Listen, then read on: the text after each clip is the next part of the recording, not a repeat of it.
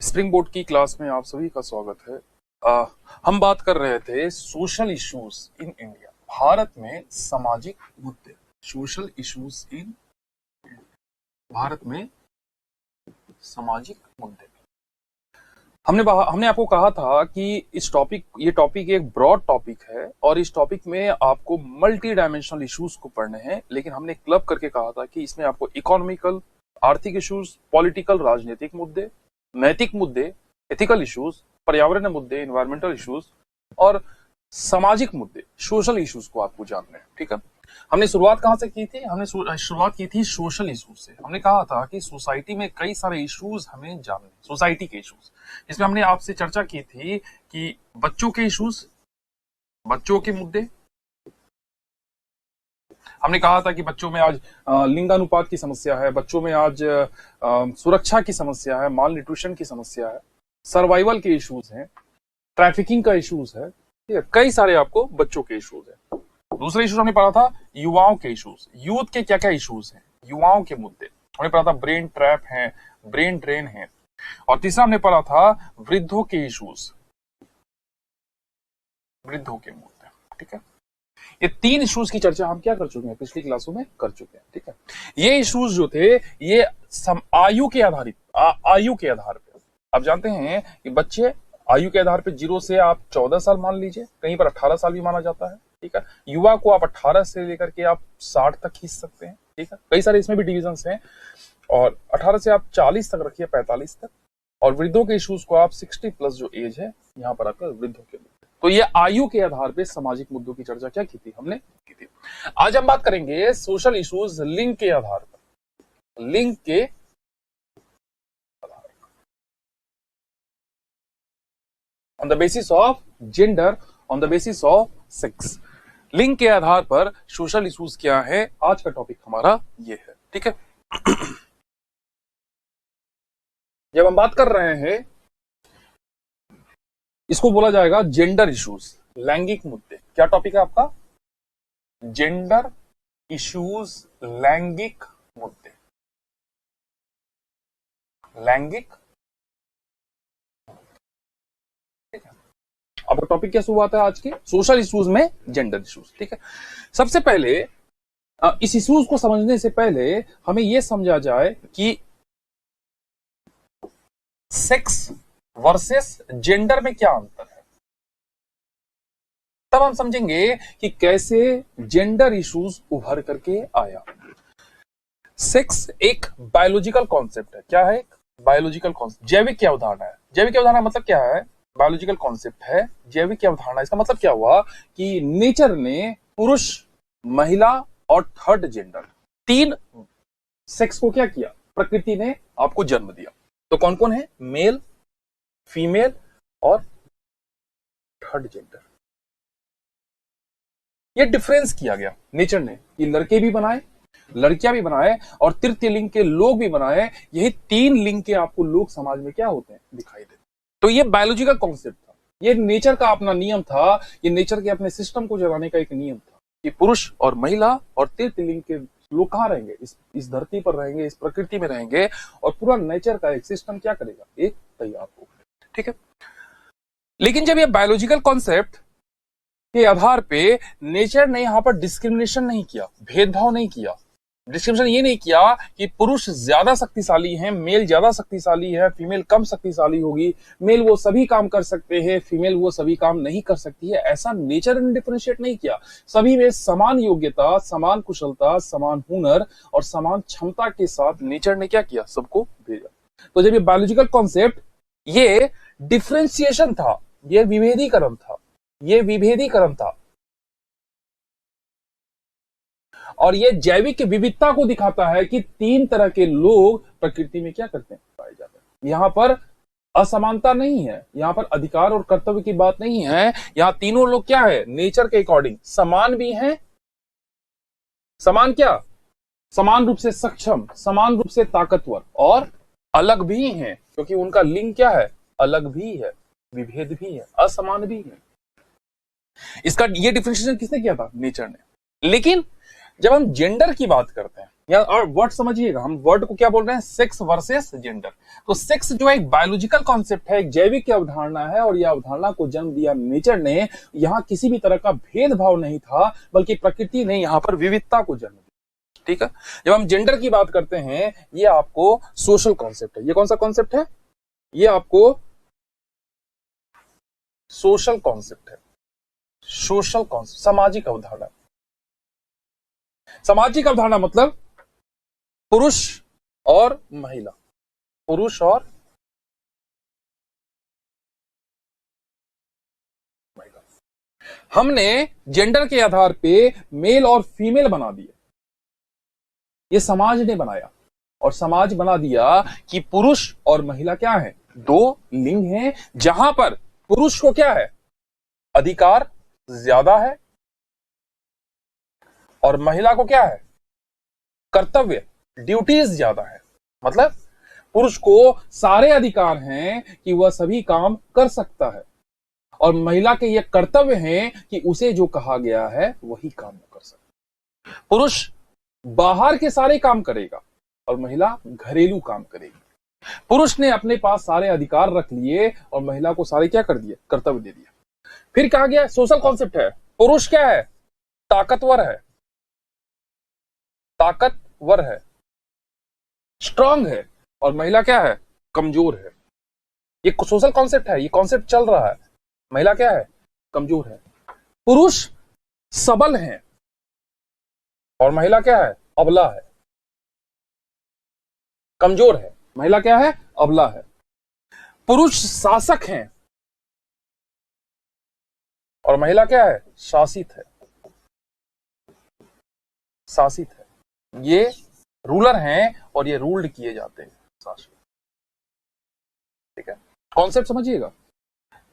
Gender लिंग की जब हम बात करते हैं, जेंडर ये सोशल कॉन्सेप्ट है, सामाजिक अवधारणा है, जहां पर हम यह समझते हैं कि पुरुष जो है ताकतवर है, पुरुष जो है सबल है, पुरुष जो है शासक है, महिला जो है वो कमजोर है, महिला अबला है, और महिला क्या है, शासित।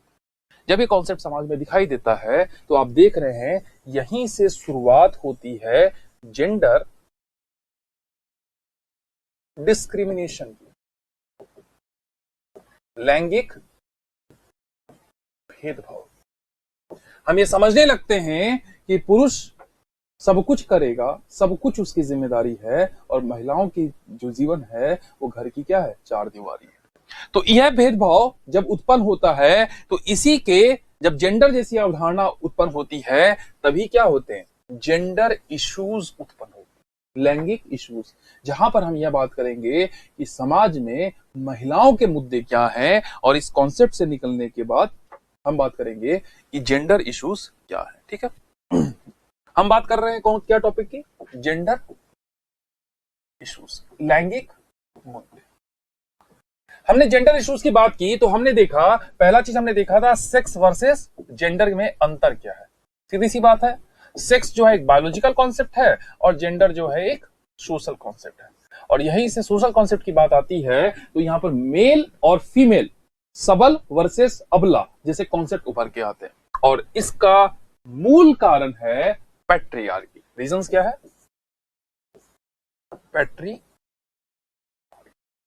पैट्रियार्की, इसको हिंदी में बोलते हैं पितृसत्तात्मक समाज। पितृसत्तात्मक समाज क्या है, पैट्रियार्की एक सोच है, एक विचारधारा है, जहां पर पुरुष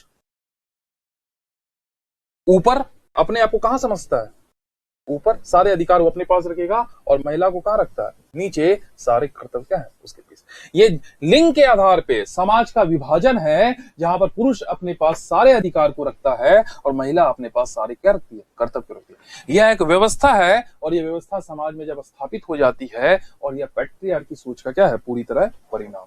ठीक है, जेंडर इश्यूज। तो जेंडर इश्यूज की शुरुआत यहीं से चालू होती है, और पैट्रियार्की उस इश्यूज के क्या है, मूल कारण में जाके आपको जिम्मेदार हो।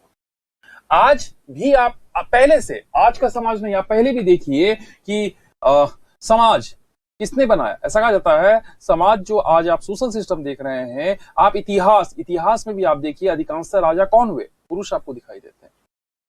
सोसाइटी में जो क्रांतिकारी हुए, अधिकांश नाम किसके आप पढ़ेंगे? पुरुषों के पढ़ेंगे।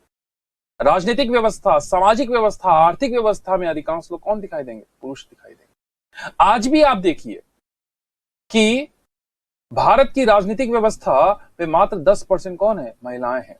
जुडिशरी में तो मात्र एक ही महिला है। सुप्रीम कोर्ट के 31 न्यायाधीशों में कितनी न्यायाधीश है? महिला, एक न्यायाधीश। ठीक है। अधिकांश वकील कौन है? पुरुष हैं। आप मेन कहीं पर भी आप रोड में खड़े हो जाइए, कहीं पर भी आप देखिएगा, अधिकांश पुरुष ही आपको गाड़ी चलाते हुए दिखाई देंगे। मार्केट में आप चले जाइए, अधिकांश जगह भीड़ किसकी दिखाई देगी? पुरुषों की दिखाई देगी। आर्थिक व्यवस्था, संसाधन पर अधिकांश किसका नियंत्रण है? पुरुषों का नियंत्रण है। ऑफिस में आप देख लीजिए, अधिकांश लोग कौन काम करते हैं? पुरुष काम करते हैं। तो क्या महिलाओं का योगदान नहीं है? जबकि प्रकृति ने 50-50 का रेशियो बांटा। 50 कौन है? पुरुष हैं और 50 कौन है? महिला। मतलब क्या है? आधे आधे का विभाजन है। जब आधे आधे का विभाजन है तो राजनीति में, अर्थव्यवस्था में, समाज में हर जगह आधे आधे होने चाहिए कि नहीं होने चाहिए? और जब तक आधे आधे नहीं होंगे राजनीति में, समाज में, अर्थव्यवस्था में, तब तक संतुलन नहीं होगा, विकास नहीं होगा। क्योंकि 50% लोग ही कौन कर रहे हैं? नियम बना रहे हैं, कानून बना रहे हैं, कानून का क्रियान्वयन कर रहे हैं, शासन कर रहे हैं, और 50% आबादी उससे क्या है? वंचित है, उससे वंचित है। तो इनकी समस्या, इनकी भागीदारी इसमें नहीं होगी तो बेहतर कानून बनाना कभी भी संभव नहीं है। अगर कानून बेहतर बन भी जाएगा तो बेहतर कानून का क्रियान्वयन संभव नहीं। मूल समस्या तभी उभर के आती है जब एक पक्ष, लिंग का एक पक्ष कौन? पुरुष हर जगह शासन करता है। एक थ्योरी दी गई है, ये बहुत इंपॉर्टेंट बात भी कही गई कि सबसे पहले नेचर बना, प्रकृति बनी, और प्रकृति ने एक नियम बनाया, रूल्स बनाया। प्रकृति का अपना नियम है। जैसे वाटर साइकिल, पानी का एक साइकिल है, आपको पता होगा। वाटर साइकिल में प्रकृति क्या करती है? ये ओशियन है, ओशियन में सेलाइन वाटर है, और सेलाइन वाटर में सूरज की रोशनी पड़ती है, इवोपरेशन होता है, क्लाउड बनता है। क्लाउड क्या करती है? फ्रेश वाटर से रेनफॉल कराती है, और रेनफॉल, ये फ्रेश वाटर, तो सेलाइन वाटर किसमें कन्वर्ट हो गया? फ्रेश वाटर में। ये रेनफॉल लैंड मास पे होता है, भूमि पर होता है, झीलें बनती है, नदियां बनती है, और यही फ्रेश वाटर क्या होता है? हमको अवेलेबल होता है। और एक्सेस जो वाटर है, फिर वो वाटर कहां मिल जाता है? ओशियन में। तो एक नेचर का क्या है? सिस्टम है, एक रूल्स है नेचर का। और इस रूल्स के तहत उसने पहले सेलाइन वाटर को किसमें कन्वर्ट किया? फ्रेश वाटर को। फिर वो वाटर कहां चला गया? सेलाइन में। फिर वो साइकिल जो है आज से नहीं, ये लाखों साल से क्या हो रहा है? चल रहा है। आप देखिए, एयर का भी एक सिस्टम है, एयर का भी एक सिस्टम है। कार्बन डाइऑक्साइड और ऑक्सीजन का भी एक सिस्टम है। पेड़ पौधे ऑक्सीजन क्या करते हैं? रिलीज करते हैं, और मनुष्य क्या करता है? ऑक्सीजन उसको क्या करता है? एक्सेप्ट करता है। और मनुष्य क्या रिलीज करता है? CO2 रिलीज करता है, जिसको पौधे क्या करते हैं? एक्सेप्ट करते हैं। तो ये भी क्या है? सिस्टम है। नेचर का अपना हर जगह क्या है? रूल सप्लाई होता है। इसे रूल्स के तहत उसने क्या बनाए? लिविंग थिंग्स बनाए, लिविंग थिंग्स बनाए। और इस लिविंग थिंग्स में हमें फ्लोरा, पेड़ पौधे, फौना, जीव जंतु और ह्यूमंस, 3 क्रिएचर किसने बनाए? लिविंग, नेचर ने बनाए। फ्लोरा, फौना और ह्यूमन बीइंग। ह्यूमन बीइंग में सारे, हर सेक्स के लोग आ जाएंगे, मेल, फीमेल और थर्ड जेंडर। ठीक है। तो ये नेचर का एक रूल्स था। इस रूल्स को इंसानों ने समझा और उसने अपने रूल्स बनाए, अपना सिस्टम बनाया। लेकिन इस इंसानों ने जो रूल्स बनाए, वो रूल्स किसने बनाए? मेल ने बनाए। और एक मेल मेड वर्ल्ड बन गया। क्या बन गया? मेल मेड वर्ल्ड, पुरुष निर्मित विश्व बन गया। पुरुष निर्मित विश्व का मतलब क्या है? प्रकृति ने नियम आधारित एक व्यवस्था बनाई, उसमें पुरुषों ने अपने आप, इंसानों में पुरुषों ने, महिलाओं ने नहीं, पुरुषों ने जब चीजों पर कंट्रोल करना चालू किया, जब सब चीज पर कंट्रोल करना चालू किया, तो उसने एक व्यवस्था बनाई, एक ऐसा विश्व बनाया जो पुरुष निर्मित था, जहां पर पुरुषों ने एक पॉलिटिकल सिस्टम बनाया, इकोनॉमिक सिस्टम बनाया, सोशल सिस्टम बनाया, हर सिस्टम को बनाया। और इस सिस्टम के अधीन किसको रख दिया? फीमेल को। समझिएगा मतलब क्या है? प्रकृति के नियम के आधार पे पुरुषों ने एक व्यवस्था बनाई। तो मतलब क्या है? डायरेक्ट प्रकृति और पुरुष के बीच क्या होते हैं? इंटर रिलेशनशिप स्टैब्लिश होते हैं।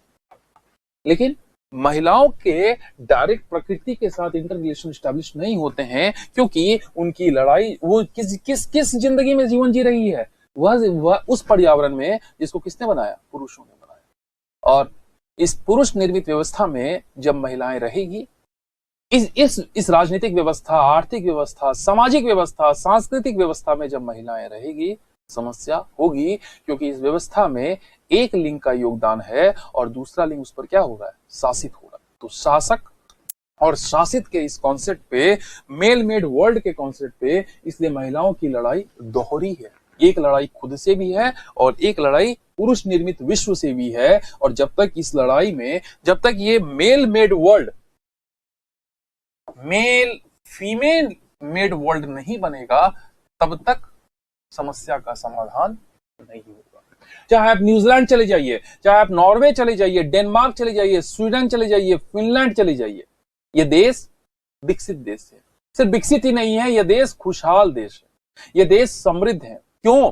क्योंकि वहां पर मेल मेड वर्ल्ड नहीं है, वहां पर फीमेल मेड वर्ल्ड है, जहां पर पुरुष और महिला दोनों मिलकर के नियम बनाते हैं, दोनों मिलकर के नियम का क्रियान्वित करते हैं, दोनों मिलकर के शासन करते हैं और दोनों मिलकर के नियमों का क्या करते हैं, पालन भी करते हैं।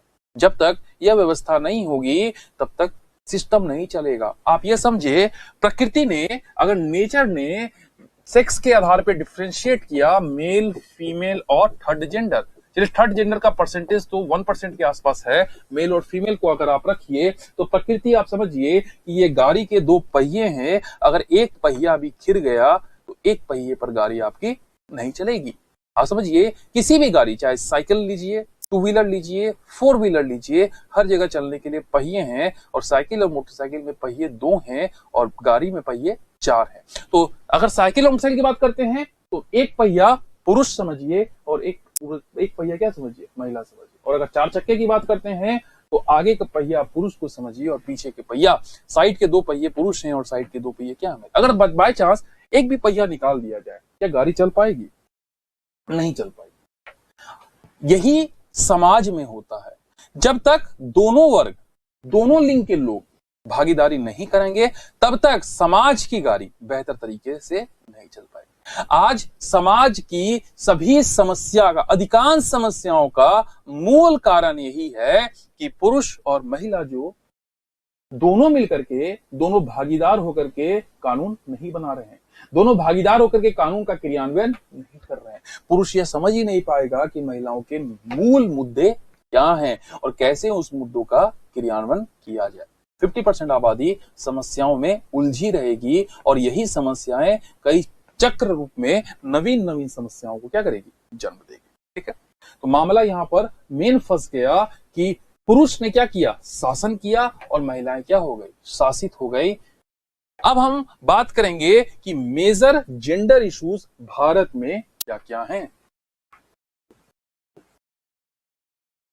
जेंडर इश्यूज, लैंगिक मुद्दे। ठीक है, पहला मुद्दा, फर्स्ट इश्यूज, जेंडरीकरण, जेंडराइजेशन।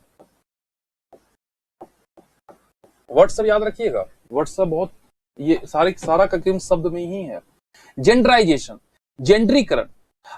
एक वर्ड होता है समाजीकरण, सोशलाइजेशन। वर्ड क्या है, समाजीकरण, लेकिन यहां वर्ड हमने क्या यूज किया, जेंडरीकरण। समाजीकरण का मतलब क्या है कि आप जानते हैं कि प्रकृति का एक नियम और है कि पुरुष और महिला 2 लिंग है, आपस में क्या हो गया, जैविक के संबंध बनेंगे, बायोलॉजिकल रिलेशनशिप बनेंगे, मैरिज होगा, मैरिज के बायोलॉजिकल रिलेशनशिप बनेंगे, और क्या होगा, नए ह्यूमंस का क्या होगा, बर्थ होगा एज अ चाइल्ड। ठीक, फिर ये चाइल्ड क्या करेगा, जैसे चाइल्ड की एक युवा अवस्था, मतलब चाइल्ड जो बच्चा, एक विकास के क्रम में बच्चा पहले क्या होगा, युवा बनेगा, बच्चा टीनेज बनेगा, टीनेज से यूथ की तरफ जाएगा, यूथ से फिर संक्रमण अवस्था से फिर वो वृद्धावस्था की ओर जाएगा, फिर जब टीनेज से यूथ जब बनेगा, फिर इसका मैरिज होगा डिफरेंट जेंडर से, फिर क्या होगा, नया मेंबर सोसाइटी में क्या होगा। तो ये एक सीक्वेंस है। मनुष्य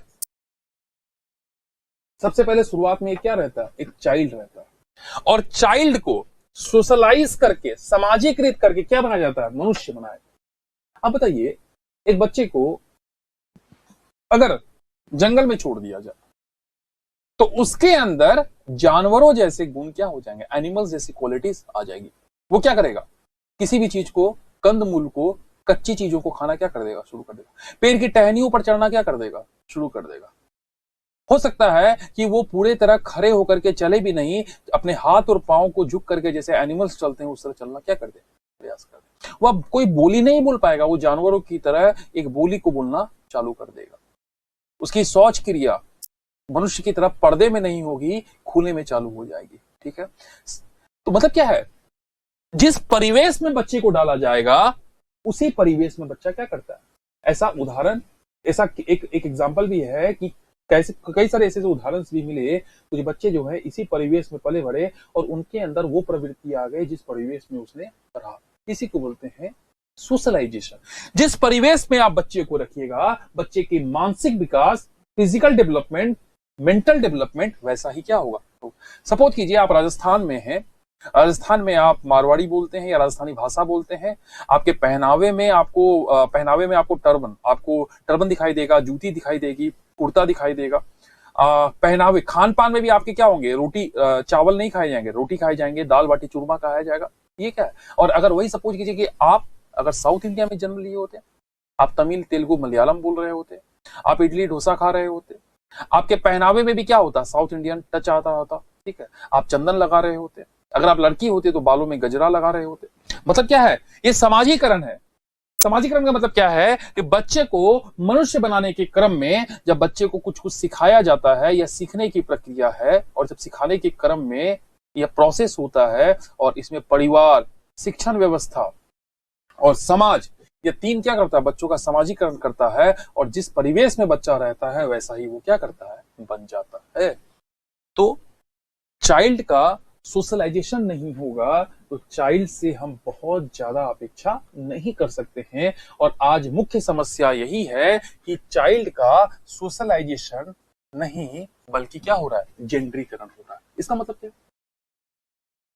समाजीकरण मतलब बच्चों को सिखाना कि आप जो कर रहे हो क्या करना है, कैसे करना है, क्या सही है, क्या गलत है, कैसे खाना है, कैसे जीवन शैली को जीना है। ये क्या हो गया, समाजीकरण हो गया। लेकिन हम क्या बोल रहे हैं कि आज समाजीकरण नहीं, आज क्या हो रहा है, जेंडरीकरण हो रहा है। जेंडरीकरण का मतलब क्या, हम बच्चों को यह सिखा रहे हैं मैस्कुलाइन वर्सेस फेमिनाइन। ये क्या है, फेमिनाइन पुरुषत्व वर्सेस स्त्रीत्व के गुण। जेंडर यहीं से चालू होता है। हम बच्चे को यह बता रहे हैं कि बच्चे तुम ताकतवर हो, लड़की क्या है, कमजोर है। हम बच्चे को खिलौने के रूप में, बच्चे में भी दो डिवीजन होता है, बच्चों के सेक्सुअल यहां पर भी होता है, चाइल्ड में भी दो होता है, मेल और फीमेल, लड़के और लड़कियां। हम लड़के को खिलौने के रूप में बंदूक ला के देते हैं और लड़कियों को क्या ला के देते हैं, गुड्डे, गुड्डी, किचन के आइटम्स। आप बच्चे को, लड़के को पिताजी बाजार ले जाते हैं और मार्केट का सामान लेने जाते हैं तो अपने बेटे को ले जाते हैं, और लड़की को मम्मी के साथ घरेलू काम में क्या कर दिया जाता है, लगा दिया जाता है। लड़के को अगर लड़का शर्माता है तो उसे कहा जाता है कि क्यों लड़कियों की तरह शर्मा रहे हो। और लड़की अगर लड़की अपनी बातों को खुल करके रख रही है तो ऐसा कहा जाता है क्यों मर्द बन रही हो, या क्यों पुरुषों की तरह, क्यों लड़कों की तरह बातचीत कर रही हो, तुम्हारा गुण है तुमको शर्माना। अगर लड़के लंबे बाल रखते हैं तो ये कहा जाता है क्यों लड़कियों की तरह बाल रखते हो। अगर लड़कियां छोटे बाल रखती है तो लड़कियों कहा जाता है कि तुम्हें लंबे बाल रखने हैं। आप ये देखिएगा कि लड़कियों को शुरू से ही सजने, संवरने, नेल पॉलिश लगाने के प्रति क्या करते, झुकाव डाल दिया जाता है, और लड़कों को इस तरह की कोई प्रवृत्ति। अगर लड़के कुछ गलत बात करे, गाली दे या कुछ गंदी बात करें तो ये स्वीकार्य होता है। अगर लड़कियां कहे तो तुरंत उस पर क्या हो जाते हैं, क्वेश्चन मार्क हो जाते हैं। अगर लड़कियां ज्यादा घूम रही है तो उसके कैरेक्टर, उसके चरित्र पर क्वेश्चन मार्क कर दिया जाता है, और अगर लड़के घूम रहे हैं तो ऐसा कोई क्वेश्चन मार्क वहां पर नहीं। लड़के को बहादुर बेटा जैसा संबोधन दिया जाता है और लड़कियों को कमजोर बेटी जैसा संबोधन दिया जाता है। ये समझिएगा, ये जेंडरीकरण है। ये माँ बाप कर रहा है, ये समाज कर रहा है। और जब बच्चे, लड़के और लड़कियां, जब किताब में, टेक्स्ट बुक में यह देखते हैं कि राम खेत में काम करने जाता है और राम की पत्नी कमला वो घर में अनाज पीसती है। किताब भी हमें यह बताता है कि पुरुष बाहर का काम करेगा और लड़कियां घर का काम करेगी। लेजेंडरीकरण। तो इससे, और बच्चा, जब लड़का बाहर, जब पिताजी के साथ जाता है बाजार में, तो वह यह देखता है कि बाहर में अधिकांश लोग कौन है? पुरुष है। और लड़कियां नहीं है। मतलब क्या है? बाहर के अधिकांश लोग कौन करेंगे? काम कौन करेंगे? बच्चा। क्योंकि उसके दिमाग पे जो चीजें बचपन में छप जाएगी, वही चीजें बड़े होकर उसके दिमाग पे क्या रहेगी? चिपके रहेगी।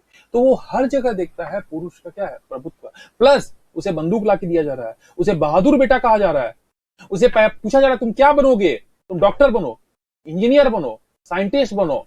और लड़की से पूछा जाता है तुम क्या बनोगी? टीचर बनो, नर्स बनो।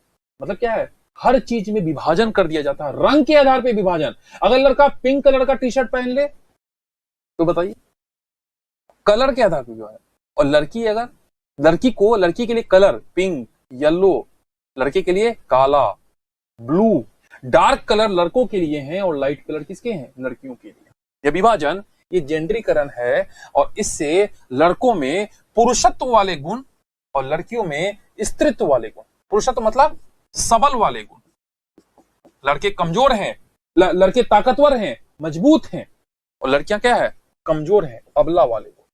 यहीं से शुरुआत होती है कि बच्चे धीरे धीरे ये समझ जाते हैं कि हम क्या हैं? लड़के, बच्चों में लड़के हम सबल हैं, और लड़कियां धीरे धीरे ये समझ जाती है हम अबला हैं, और हमें इस पुरुष निर्मित विश्व में ही क्या करना, रहना है, और हमारी जिंदगी क्या है? यहीं तक सिमटी हुई। तो जेंडर इश्यूज में सबसे बड़ा इश्यूज क्या है? जेंडरीकरण। और यह जेंडरीकरण शुरुआत करता है कि लिंग के आधार पर समाज को बांट देना, और इस गुण से स्त्रीत्व, मतलब लड़कियां इस चीज को स्वीकार करने लगती है कि ताकतवर पुरुष हैं, शासन कौन करेगा? पुरुष ही करेगा। आज तक इतिहास में महिलाओं ने अपने खिलाफ कभी आंदोलन नहीं किया। आप देखिएगा, आप इतिहास के पन्ने को उल्टा दाइए, आप किसान आंदोलन पढ़िएगा, जनजातीय आंदोलन पढ़िएगा, आप क्षेत्रीय आंदोलन पढ़िएगा, आप अंग्रेज वर्सेस मराठे पढ़िएगा, अंग्रेज वर्सेस मैसूर बच्चे पढ़िएगा, अंग्रेज वर्सेस मुगल पढ़िएगा, लेकिन आप कभी ये नहीं पढ़िएगा पुरुष वर्सेस महिला के आंदोलन। महिला ने अपने अधिकारों के खिलाफ क्या किया? उठ खड़ी हुई और यह लड़ाई लड़ी कि भैया ये समाज हमें नहीं चाहिए जहां पर पुरुषों का क्या हो? प्रभुत्व। ऐसा ना प्राचीन भारत में ऐसा कोई आंदोलन हुआ, ना ऐसा कोई मध्यकाल में आंदोलन हुआ, ना ही कहीं ऐसा मध्य आधुनिक भारत में आंदोलन हुआ। और अगर आंदोलन हुआ भी तो पुरुषों ने आंदोलन किया। किसके लिए? महिलाओं के लिए। याद रखिएगा, पुरुषों ने आंदोलन किया महिलाओं के लिए, कि महिलाओं की स्थिति क्या है? दयनीय है, महिलाएं का कमजोर समझा जाता है, महिलाएं शासित हैं, और महिलाओं को समाज में समानता का क्या मिलना चाहिए? अधिकार मिलना चाहिए। ईश्वरचंद्र विद्यासागर, स्वामी दयानंद सरस्वती, राजा राम मोहन राय, स्वामी विवेकानंद, ये लोग कौन थे? बुद्ध, नानक, कबीर, यहां पर लोग नहीं है। मतलब क्या है? ये गुण, स्त्रीत्व और पुरुषत्व के गुण इसके लिए जिम्मेदार हैं, क्योंकि महिलाएं खुद ही समझ लेती है कि हमारा जो दायित्व है, हमारे पास अधिकार नहीं है, हमारे पास कर्तव्य है, हम शासन करने नहीं आए हैं, हम शासित होने आए हैं। इसी को हमने सिंपल सी भाषा में कह दिया था, मेल मेड वर्ल्ड पुरुषों ने बनाया, और इसकी स्वीकार्यता पुरुष और महिला दोनों ने क्या कर दी? ठीक है। तो ये कौन सा हो गया? पहला समस्या, जेंडर इश्यूज, जेंडरीकरण। आप खुद बताइए, क्या जेंडरीकरण होना चाहिए समाज में? नहीं। होना क्या चाहिए? सोशलाइजेशन, समाजीकरण। हम पुरुष और महिला, बच्चों में, लड़के और लड़कियों में किसी तरह का भेदभाव ना हो, सब जगह इक्वल ट्रीटमेंट हो, और दोनों अपने अनुसार काम करे। तब वास्तविकता में हम ये समझ पाएंगे कि दोनों में गुणवत्ता परख कौन ज्यादा है, दोनों में हुनर कौन ज्यादा है। सोशलाइजेशन की आवश्यकता है, जेंडरीकरण की आवश्यकता नहीं है, लेकिन अभी भी इसमें थोड़ा सा समय लगेगा। ठीक है। दूसरा, पहला इश्यूज क्या हुआ? जेंडरीकरण। दूसरा इश्यूज क्या है? ये सब वर्ड है, ये वर्ड्स बहुत इंपॉर्टेंट हैं, बाकी इसके पीछे ही बहुत सारा क्या है? कंटेंट छुपा हुआ है। ठीक है। दूसरा, जेंडर वायलेंस, लैंगिक हिंसा। पहला कौन सा था? जेंडरीकरण, जेंडराइजेशन, पहला इशू। दूसरा इशू क्या है? Gender violence. अब बताइए, हमने कहा था पुरुषों की लड़ाई, सिर्फ लड़ाई यह है कि हमको रोजगार चाहिए, हमको शिक्षा चाहिए, हमको स्वास्थ्य चाहिए। महिलाओं की लड़ाई दोहरी लड़ाई है। एक लड़ाई पुरुषों से भी है और एक लड़ाई समानता, स्वतंत्रता और जो पुरुषों की लड़ाई है। इस लड़ाई में महिलाओं को हिंसा का शिकार, और यह हिंसा फिजिकल, शारीरिक हिंसा, मेंटल, मानसिक हिंसा, इमोशनल, भावनात्मक हिंसा, हर तरह की हिंसा महिलाओं के विरुद्ध देखी जाती है। और यह हिंसा कौन करता है? Gender violence. ये पुरुष भी करते हैं और ये महिलाएं भी करती हैं, दोनों पक्ष है। 80% महिलाओं के प्रति जो हिंसा होती है वो पुरुष करते हैं और 20% वो हिंसा महिलाओं पर करती है। जो महिलाएं पैट्रियार्की माइंडसेट को पूरी तरह क्या कर चुके हैं? एडॉप्ट कर चुकी है, जो इस चीज का विरोध करती है कि महिलाएं अगर आगे बढ़ रही है या आगे बढ़ने की लालसा रखती है तो उसी समय उसको रोक दिया जाता है। और यह हिंसा शारीरिक, मानसिक और भावनात्मक तीनों रूप से दिखती है। शारीरिक मतलब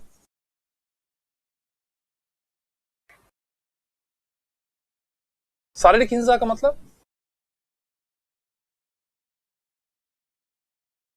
शारीरिक हिंसा के भी कई सारे क्या हैं? प्रकार हैं। जैसे टॉर्चर, जैसे मारना, पिटाई, जैसे यौन मतलब कि रेप, बलात्कार जैसी। तो कई तरह के हिंसा के फिजिकल स्वरूप दिखाई देते हैं हमें महिलाओं के प्रति। और भारत में शर्म की बात है कि हमारे देश में जिनको देवी माना जाता है, याद रखिएगा, जिसकी हम पूजा करते हैं, सरस्वती, लक्ष्मी, दुर्गा, यह देश देवियों का देश है, जहां पर ईश्वर में पुरुष भी हैं और ईश्वर में कौन है? महिलाएं भी हैं, जिनकी हम पूजा भी करते हैं। तो वो सब दिखावा है, क्योंकि वास्तव में वहां पर हमारा जो नजरिया समाज के प्रति है वो दोयम दर्जे का। यहां हम पूजा इसलिए करते हैं ताकि हम अपने हित को क्या कर सके? साध सके। जिस देश में लड़कियों की पूजा होती है उसी देश में महिलाओं के साथ सबसे ज्यादा क्या होती है? हिंसा होती है। और यह हिंसा शारीरिक, मानसिक और भावनात्मक तीनों स्तर पर होती है। भारत में 30% रेप के केस ही दर्ज किए जाते हैं और 70% रेप के केस तो दर्ज भी नहीं होते हैं। हकीकत बात ये। दूसरी बात, महिलाओं के साथ अगर रेप हुआ तो समाज के लोग उसके चरित्र पे ही, उसके कपड़े पर ही और उसके व्यक्तित्व पर ही क्वेश्चन मार्क करते हैं कि इसी ने रेप के लिए क्या किया? उकसाया होगा। ये भी एक समाज का देखिए नजरिया को देखिए। मतलब क्या है? एक तो महिला हिंसा का शिकार हुई, दूसरा उस हिंसा के लिए हमने महिलाओं को क्या कर दिया? जिम्मेदार ठहरा दिया। हमने कहा यह पुरुष निर्मित विश्व है। पुरुष ये कभी नहीं चाहेगा कि इस विश्व में महिलाओं की भागीदारी बढ़े और एक समता आधारित समाज बने, क्योंकि यहाँ पर शक्ति की लड़ाई है और कोई भी व्यक्ति यह नहीं चाहता है कि उसकी शक्ति क्या हो जाए? छीनी जाए। मानसिक हिंसा का मतलब क्या हुआ? टॉर्चर। सपोज कीजिए कि लड़के और लड़की की शादी हुई, मेल और फीमेल मैरिज हुआ, पुरुष भी वर्किंग है और महिला भी क्या है? वर्किंग है। कुछ समय के बाद प्रेगनेंसी, बच्चे होंगे और काम छोड़ने का दबाव किस पे होगा? महिलाओं पे होगा। ऐसा देखा गया। कार्यशील परिवार, वर्किंग फैमिली में काम अगर छोड़ने की दर है तो उसमें 80-90% कौन होती है? महिलाएं ही होती है। मानसिक हिंसा है। कि दूसरी बात, ऑफिस में गई या अपने वर्क प्लेस पे गई तो कमेंट होता है। बस स्टैंड है या सार्वजनिक प्लेस है, पब्लिक प्लेसेस हैं, मेंटल जब कमेंट होता है, कुछ बातें कह दी जाती है तो ये मेंटल वायलेंस है। क्योंकि गांधी कहते हैं किसी के बारे में गलत विचार रखना भी यह प्रकार क्या है? एक हिंसा है। तो जब विचार रखा जाता है और जब विचार ये सुनती है, ये मेंटल डिस्टर्बेंस ले जाता है या इनसिक्योरिटी को ले जाता है, और ये कहां ले जाता है? वायलेंस की ओर ले जाता है। और तीसरा क्या है? Emotional violence. कई बार फैमिली में या वर्क कल्चर में आपको इस तरह के वायलेंस देखने को मिलता है। ये वायलेंस महिलाओं के हर आयु वर्ग में होता है। चाहे आप बच्चों को देख लीजिए, चाइल्ड केयर को देख लीजिए, चाहे आप टीनेज को देख लीजिए, चाहे आप यूथ को देख लीजिए, चाहे आप वुमेन को देख लीजिए, चाहे आप ओल्ड वुमेन को देख लीजिए। हर आयु वर्ग की महिलाओं के साथ हिंसा देखा जाता है। चाइल्ड के साथ हिंसा, भ्रूण हत्या, चाइल्ड फोर्टिसाइड। भारत में चाइल्ड सेक्स रेशियो बहुत तेजी से क्या हो रहा है? कम हो रहा है। हमारे यहां तो बच्चियों को जन्म से पहले ही मार दिया जाता है। अमर्त्य सेन ने इस कॉन्सेप्ट को दिया था, मिसिंग गर्ल। हमारे यहां करीब 5 मिलियन महिलाएं जन्म से पहले ही क्या कर दी गई? मार दी गई। मिसिंग गर्ल है, जन्म ही नहीं ले, ये गायब हो गई, लुप्त हो गई। बच्चों के साथ हिंसा, इन बच्चियों के साथ चाइल्ड लेबर काम करवाया जाता है, और कई बार चाइल्ड ट्रैफिकिंग जैसी समस्याएं भी यहां पर क्या होती है? उभर करके आती है। मारपीट की जाती है। अगर ये अपने अधिकार की बात करती है तो इन्हें कहा जाता है कि अपने दायरे में आप क्या कीजिए? बंधा हुआ रहिए। शुरुआत यहीं से होती है, टीनेज में महिला बच्चों के साथ, बच्चियों के साथ हिंसा। जब यूथ होती है, युवा होती है, उस समय हिंसा। ओल्ड एज, वृद्ध महिलाओं के साथ भी कई तरह की हिंसा। ऐसे तमाम उदाहरण आपको समाज में दिखाई देते हैं जहां पर महिलाएं क्या है? हिंसा के शिकार। ठीक है, हम बात कर रहे थे जेंडर इश्यूज की। तो हमने बात किया कि जेंडर इश्यूज में सबसे मेजर इश्यूज है जेंडराइजेशन, जेंडरीकरण का। हमारा समाज पुरुषत्व और स्त्रीत्व गुणों के आधार पर समाज को डिवाइड करता है, जहां पर हम यह गुण बच्चों में पुरुषत्व के गुण, लड़कों में और लड़कियों में स्त्रीत्व के गुण डालते हैं, और समस्या यहीं से क्या होती है? चालू होती है। दूसरा हमने इश्यूज पढ़ा था जेंडर वायलेंस का, लैंगिक हिंसा की। और हिंसा कई प्रकार की होती है, और भारतीय समाज में यह एक प्रमुख समस्या आज भी देखने को मिलती। अब देखिए, अगर हिंसा होगी महिलाओं के प्रति, वो हिंसा महिलाओं के मन में असुरक्षा की भावना, यह हिंसा परिवार के मन में अपनी बेटियों के प्रति सुरक्षा की भावना, तो वो बाल विवाह, कम उम्र में महिलाओं की विवाह, कम उम्र में लड़कियों की विवाह, और लड़कियों को घर से बाहर जाने देने नहीं, तो उनकी चार दीवारी वो क्या करेंगे? खुद ही समेटना चालू करेंगे। यह हिंसा समाज का एक विभत्स रूप आपके सामने लेकर, कड़वा रूप लेकर के आती है, जहां पर हमें समाज में ये गंदगी क्या होती है? पूरी तरह स्पष्ट रूप से दिखाई देती है। तो यह हिंसा कई सारे क्रम रूप से समस्याओं को क्या करती है? जन्म भी देती है। ठीक है, तीसरा इश्यूज जब हम बात करेंगे, थर्ड इश्यूज, तो पहला हमने किसकी बात की थी? जेंडरीकरण। नेक्स्ट इश्यू हमने किसकी बात की थी? लैंगिक हिंसा। तीसरा issues gender stereotyping image. Third issues gender stereotyping image का मतलब क्या है? यह भी एक समाज में एक प्रमुख समस्या है कि पुरुष, मेल और फीमेल के प्रति एक जो नजरिया है, नजरिया क्या है? लड़के सब कुछ कर सकते हैं, लड़कियां सब कुछ नहीं कर सकती। लड़के इंजीनियर, डॉक्टर, प्रशासक, पॉलिटिशियन बेहतर काम कर सकते हैं, लड़कियां वो काम नहीं कर सकती। मतलब क्या है? यह इमेज है, और यह इमेज समाज क्या करता है? लोगों को देखने का क्या करता है? प्रयास करता है। देखिए, जब लड़कियां, जैसे कि झांसी की रानी लक्ष्मीबाई, 1857 की क्रांति। इस क्रांति में लक्ष्मीबाई ने अंग्रेजों के दांत खट्टे किए, ऐसा कहा जाता है। कहा नहीं, उन्होंने किया भी। वीरता के साथ वो अंग्रेजों से लड़ी। कम सेना में उन्होंने अदम्य साहस का परिचय दिया, और एक महान राष्ट्रवादी वो थी। लेकिन झांसी रानी लक्ष्मीबाई की जब आप कहानी पढ़िएगा, उसके पीछे 2 लाइन लिखी गई थी उसके बाद, खूब लड़ी मर्दानी वो झांसी रानी लक्ष्मीबाई थी। खूब लड़ी मर्दानी, वर्ड क्या यूज कर रहे हैं? मर्दानी। मतलब क्या है? यह अदम्य साहस शब्द क्या है? मर्द। क्यों इस शब्द को यूज किया गया? मतलब क्या है कि क्या अगर ऐसे हुनर आपके पास हैं तो क्या आप पुरुष ही हैं, क्या आप मर्द हैं? क्या लड़कियों में ऐसे साहस नहीं हो सकते हैं? अगर लड़कियां लड़के की तरह बाजार में या समाज में खुले तरीके से अपने विचारों को, खुले तरीके से चलने फिरने, खुले तरीके से अपनी बातों को रखना चालू करे तो लोग उसको पुरुष मानने लगे। ये जेंडर स्टीरियोटाइपिंग इमेज है।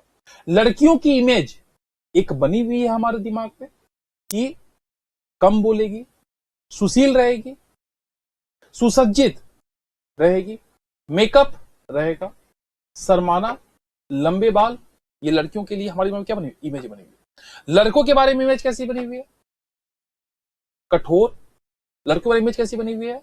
फ्रीडम, स्वतंत्रता का प्रयोग करेगा, कुछ भी कर सकता है, बाहर घूमेगा, कोई दिक्कत नहीं है।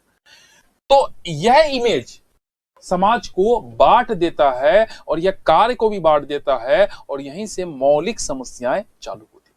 आज भी आप देखिएगा कि कई बार रेलवे स्टेशन पे मैं एक बार था और मैंने एक सीआरपीएफ की एक टुकड़ी देखी और वो सीआरपीएफ की वो टुकड़ी वो पूरी तरह किसकी थी? महिला बटालियन की थी और करीब उसमें 50 से 60 महिलाएं सीआरपीएफ के यूनिफॉर्म में और विद सबके साथ अपना एक पिस्टल भी था और पूरे यूनिफॉर्म में क्या कर रही थी? वो स्टेशन में थी।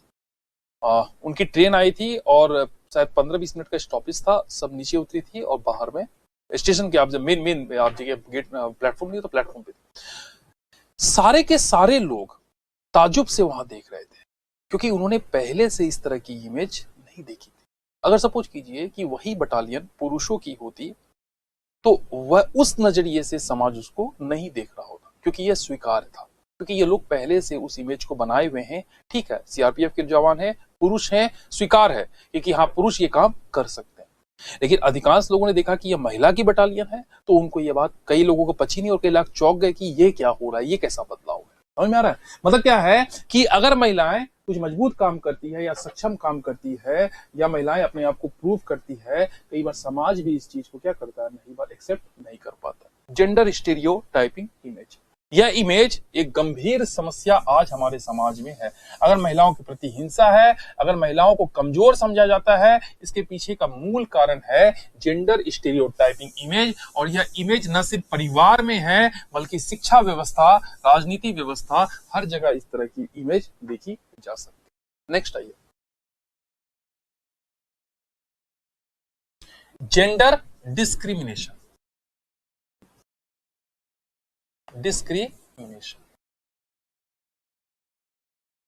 लैंगिक भेदभाव,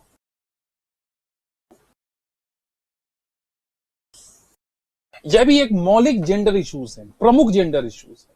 हर जगह महिलाओं के साथ, पुरुष और महिला दो लिंग है, हर जगह महिलाओं के साथ क्या कहता है? भेदभाव। चाहे वो आर्थिक इकोनॉमिक स्तर पे आप देख लीजिए, चाहे वो पॉलिटिकल स्तर पे देख लीजिए, चाहे वो सोशल स्तर पे देख लीजिए, हर स्तर पे महिलाओं के साथ भेदभाव किया जाता है। और यह भेदभाव की शुरुआत घर से ही हो जाती है। अगर परिवार के पास संसाधन कम है तो वो सबसे ज्यादा पहले वरीयता किसको देता है? बेटे को वरीयता देता है। भेदभाव की शुरुआत परिवार से, ठीक है। बाहर सबसे पहले किसको भेजा जाता है? बेटे को भेजा जाता है, बेटी का नंबर बाद में आता है। जब रोजगार की बात होती है तो रोजगार के स्तर पर भेदभाव किया जाता है। लड़कियों को आप देखेंगे जनरली काम आप देखेंगे सेल्स, रिसेप्शनिस्ट, आप देखिएगा होटल इंडस्ट्री। अगर टीचर में भी वो नौकरी कर रही है तो मतलब आपको प्राइमरी टीचर, हॉस्पिटल में तो आप नर्सेस देख रहे हैं। काम का आवंटन भेदभाव है। जो हायर वर्क है वो उनके लिए नहीं दिए जाते हैं और उनको वो चीज स्वीकार, डॉक्टर भी अगर वो है तो वो डेंटिस्ट होगी, स्पेशलाइजेशन में उनका रोल वो नहीं होती। भेदभाव है, उनको मौका ही नहीं दिया जाता, अवसर ही नहीं दिया जाता है। पॉलिटिशियन स्तर पे आप डिस्क्रिमिनेशन किया जाता है। अब देखिए राजनीतिक पार्टियां टिकट किसको देती है? पुरुषों को। महिलाएं अगर 10% भागीदार दे रही है, इसके पीछे का रीजन क्या है? पॉलिटिशियन पार्टी टिकट देती ही नहीं है महिलाओं को। और अगर टिकट दे भी देगी तो समाज ये स्वीकार, क्योंकि समाज में इमेज बना हुआ है जेंडर स्टीरियोटाइपिक इमेज, क्योंकि हमारी राजनीति की महिला नहीं हो सकती है। इसीलिए अगर महिलाओं को टिकट आवंटित कर भी दिया जाए तो भी महिलाएं हो सकता है उस पद को न जीत पाए, क्योंकि समाज ये स्वीकार करने के लिए तैयार नहीं है। हमने पंचायती राज इंस्टीट्यूशंस में महिलाओं को आरक्षण दिया 33%, कई सारे राज्यों में 50% है। महिलाएं पॉलिटिशियन के पद पर तो पहुंची, सरपंच बनी तो, लेकिन सरपंच पति जैसी अवधारणा, पर्दे के पीछे उसके पति सारे डिसीजंस लेते हैं, सारे डिसीजन देते हैं, और पति उसके नाम पर क्या करते हैं, वोट मांगते हैं। खाली नाम पत्नी का रहता है और काम कौन करता है, पति करता है। और ये सरपंच पति की अवधारणा पूरे भारत में दिखाई देती है। मामला यहां पर बहुत गंभीर मामला है। और इस डिस्क्रिमिनेशन में आप देखिए, न्यायाधीश हमने कहा एक न्यायाधीश है, आप मंत्रिमंडल में देख लीजिए, तो इसी के लिए बात की जा रही है कि जेंडर आरक्षण का बिल लाया जाए संसद और विधायिका में। लेकिन संसद और विधायिका में बिल आप ले भी आइएगा, लेकिन जेंडर स्टीरियोटाइपिंग इमेज जो बनी हुई है, इसको कैसे बदला जाए? बदलाव वहां करनी है, ऑटोमेटिकली बदलाव आपको नीचे के स्तर पे दिखाई देगा। जेंडर डिस्क्रिमिनेशन इकोनॉमी के स्तर पे भी, पुरुष और महिला समान काम कर रहे हैं, लेकिन पुरुष का वेतन अगर 200 रुपए है, महिलाओं को उसी काम के 140, 120 या 100 रुपए दिए जाते हैं। यहां पर भी भेदभाव है, डिस्क्रिमिनेशन है। एक और जगह डिस्क्रिमिनेशन है, इसको बुलाता है ग्लास सीलिंग इफेक्ट। ये क्या है? ग्लास सीलिंग इफेक्ट, इसका मतलब क्या है कि आप देखेंगे कि एक ग्लास अगर आप कहीं पर टॉप पे लगा दीजिए तो वो अवरोध का काम करता है कि आप ऊपर नहीं जा सकते या उस पर आप नहीं जा सकते। लेकिन उस पर क्या हो रहा है, पूरी चीजें आप क्या कर सकते हैं, ट्रांसपेरेंट रूप से देख सकते हैं। जैसे कई बार कोई संस्था में एक हायरार्की रूप से काम चलती है। सपोज कीजिए कि ऊपर में सीईओ है, उसके बाद कुछ सारे एग्जीक्यूटिव लोग हैं, फिर टॉप क्लास ए के लोग हैं, फिर क्लास बी के लोग हैं, क्लास सी के लोग हैं। तो संस्था में एक क्या होता है, वर्क की हायरार्की होती है, पदों की हायरार्की होती है। महिलाओं को क्लास बी तक ही रोक दिया जाता है। इसके ऊपर कौन होते हैं, पुरुष होते हैं 100%, और नीचे कौन होती है, महिला। मतलब महिलाओं का प्रमोशन 2 या 3 पदों तक ही होता है। उच्च के 3 पद जो होते हैं, 2 पद होते हैं, किसके लिए आरक्षित होते हैं, पुरुषों के लिए। तो ये ग्लास सीलिंग इफेक्ट है। हर जगह, हर आर्थिक व्यवस्था, हर नौकरी की व्यवस्था, और विशेष करके प्राइवेट सेक्टर, गवर्नमेंट सेक्टर में भी है, ये व्यवस्था आपको देखने को मिलती है। ग्लास सीलिंग, सील कर दिया जाता है कि इससे ऊपर महिलाएं क्या हो सकती है, नहीं जा सकती। इससे ऊपर महिलाएं नहीं जा सकती, इससे ऊपर महिलाएं नहीं जा। तो ये कौन सा वर्ड है, ग्लास सीलिंग इफेक्ट। ठीक है, तो डिस्क्रिमिनेशन, और इसी डिस्क्रिमिनेशन का परिणाम है कि भारत में IMR, इन्फेंट मोर्टिलिटी रेट है, लेकिन उसमें बच्चियों की मौत ज्यादा होती है, लड़कियों की मौत ज्यादा है। कुपोषण, माल न्यूट्रिशन में महिलाएं ज्यादा कुपोषित है, बच्चे ज्यादा कुपोषित है। अब देखिए सेक्स रेशियो में पुरुषों की संख्या, 1000 की संख्या के पुरुषों में महिलाएं क्या है, 940, 931। वहां भी महिलाओं की संख्या क्या है, कम है। आर्थिक स्तर पे देख लीजिए, सारे के सारे संपत्ति 90% प्रॉपर्टी पर कौन नियंत्रित कर रहा है, पुरुष, और जनसंख्या महिलाओं की कितनी है, 50%। राजनीतिक स्तर पे देख लीजिए, 90% शासन कौन कर रहा है, पुरुष, और 10% में महिलाएं क्या कर रही है, वो भी वास्तविक पावर उसके पास। समाज के स्तर पे देख लीजिए, भेदभाव है। समाज के नियम, कायदे, कानून, परिवार में डिसीजन मेकिंग कौन बनाता है, पुरुष। महिलाओं की भागीदारी वहां भी क्या है। लिटरेसी रेट में देख लीजिए, 71%, 51% साक्षरता दर, पुरुष ज्यादा शिक्षित हैं और महिलाएं क्या है, कम शिक्षित। हेल्थ इंडिकेटर्स में देख लीजिए, हर जगह आपको डिस्क्रिमिनेशन देखने को मिलेगा। और यह डिस्क्रिमिनेशन, यह समाज का यह भी एक रूप है, और यह समस्याएं भी फिर कई सारी समस्याओं को लेकर के आता है। ठीक है, तो ये कौन सी समस्या हो गई, जेंडर डिस्क्रिमिनेशन। नेक्स्ट आइए,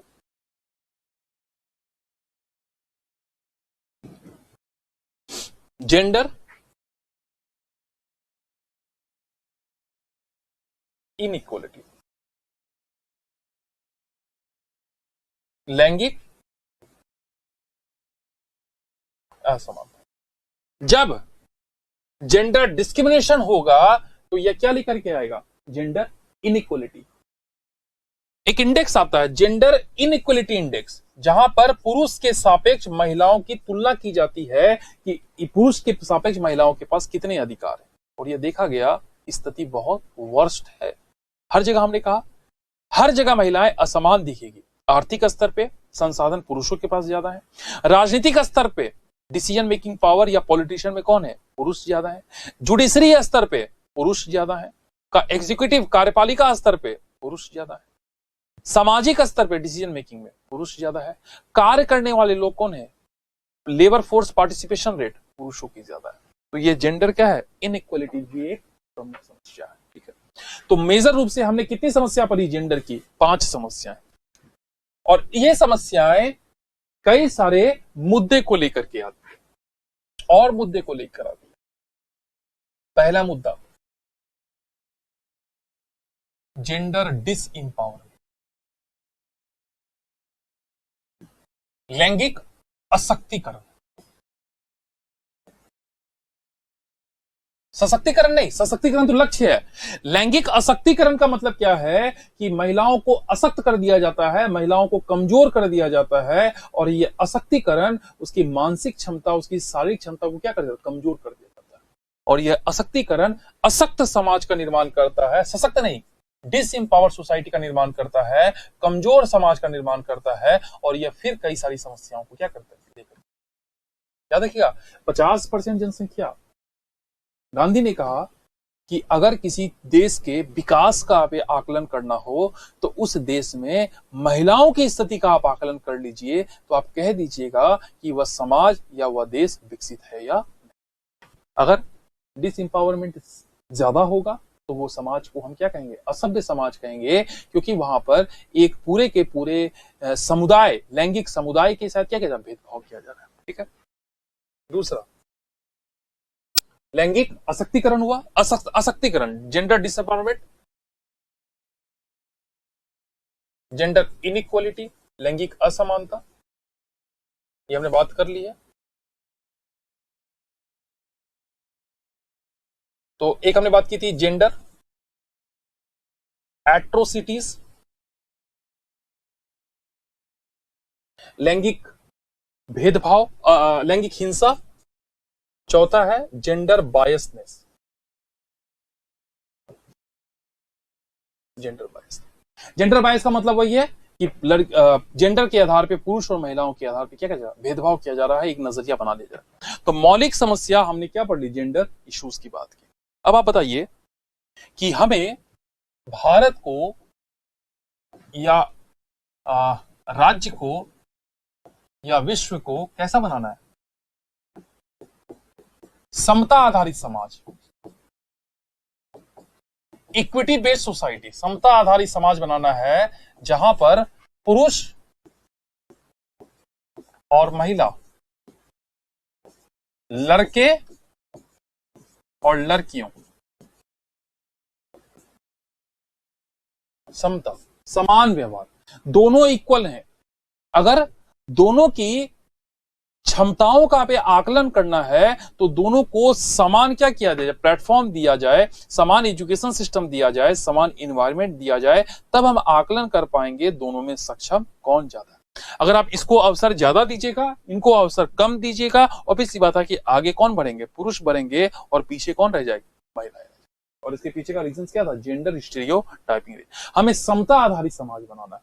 हमें कैसा बनाना, इसके लिए आपको कुछ काम करना होगा।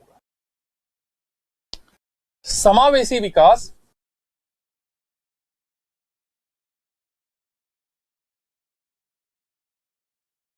ही वह उपकरण है जिसके द्वारा हम इस जेंडर इश्यूज को क्या कर सकते हैं, समाप्त कर सकते हैं। समावेशी विकास मतलब, समावेशी मतलब सबका विकास, पुरुष के साथ महिला का विकास। यहां पर समावेशी का तात्पर्य पुरुष को महिला से हमने जोड़ा, लेकिन समावेशी का मतलब यहां पर और है कि गरीब का विकास, सवर्ण के साथ निम्न जातियों का विकास, गांव के शहर के साथ गांव का विकास, आदिवासियों का विकास, सभी धर्मों का विकास, सभी क्षेत्र, सभी भाषाओं का विकास, समावेशी विकास। और विकास का संदर्भ यह है शिक्षा, रोजगार, सुरक्षा और न्याय। ये चार चीजें आपको सुनिश्चित करनी पड़ेगी, तब हम क्या करेंगे, एक समता आधारित समाज का निर्माण कर पाएंगे। आप देखिए प्रस्तावना में भी लिखा हुआ है, हमें एक न्यायपूर्ण समाज बनाना। न्यायपूर्ण कब होगा, जब पुरुष और महिला के साथ भेदभाव नहीं होगा, जब महिलाओं और पुरुष को समान अधिकार दिए जाएंगे और समान अधिकार के साथ साथ समान प्लेटफॉर्म दिया जाएगा कि दोनों अपनी योग्यता के अनुसार क्या कर रहे हैं, अपने आप को प्रूव कर पा रहे हैं। शिक्षा, यह शिक्षा पुरुषों को भी दी जाएगी और महिलाओं को भी दी जाएगी, और यहाँ पर जेंडर स्टीरियोटाइपिंग वाली शिक्षा नहीं दी जाएगी, या जेंडराइजेशन नहीं होगा। यहाँ पर रैशनल शिक्षा दी जाएगी, आधुनिक शिक्षा दी जाएगी, टेक्निकल शिक्षा दी जाएगी, जहां पर दोनों एक दूसरे के प्रति सम्मान करें और दोनों एक दूसरे को क्या करें, अवसर प्रदान करें। रोजगार, हमें रोजगार प्रोवाइड करना होगा, हमें कुशलता देनी होगी। जब तक आर्थिक सशक्तिकरण नहीं आएगा तब तक क्रांतिकारी परिवर्तन नहीं आएगा। इसका क्यों कह रहा हूं, बिहार में जीविका कार्यक्रम ने महिलाओं को आर्थिक रूप से सशक्त किया, और आर्थिक सशक्तिकरण ने उनका सोशल इंपावरमेंट, सामाजिक सशक्तिकरण किया। याद रखिएगा, अगर महिलाएं आत्मनिर्भर नहीं है, महिलाएं अपने परिवार पर निर्भर है, तो वह दब जाएगी, क्योंकि उनकी निर्भरता किस पर है, पुरुषों पर। अगर महिलाएं खुद पैसे कमा रही है, रोजगार है, तो वह अपने जीवन में निर्णय खुद ले सकती है। तो रोजगार होना बहुत जरूरी है, क्योंकि यहां पर यह रोजगार उनकी आर्थिक सशक्तिकरण को लेकर के आएगा। सुरक्षा, हमें सुरक्षा कवच को बढ़ाना होगा, ताकि हमारी बेटियां, हमारी माएं, हमारी बहनें, हमारे भारत की 50% आबादियां सुरक्षित होकर के भारत में क्या करे, सांस ले सके, घूम सके। और इसके लिए आपको महिलाओं को भी मजबूत करना होगा, शासन प्रशासन को भी मजबूत करना होगा, पुरुष की मानसिकता को भी मजबूत करना होगा, सारे तंत्र को हमें क्या करना होगा, मजबूत करना होगा। और एक न्याय की व्यवस्था, अगर अन्याय हुआ है तो न्याय मिलेगा। इससे एक मैसेज जाएगा समाज में, गलत के प्रति गलत का व्यवहार, सही के प्रति सही का व्यवहार। ठीक है, तो ये मुद्दे हैं, इस मुद्दे को हम कहते हैं जेंडर इश्यूज, और यहां पर हम समाधान की भी बात करेंगे। थैंक यू, अगली क्लास में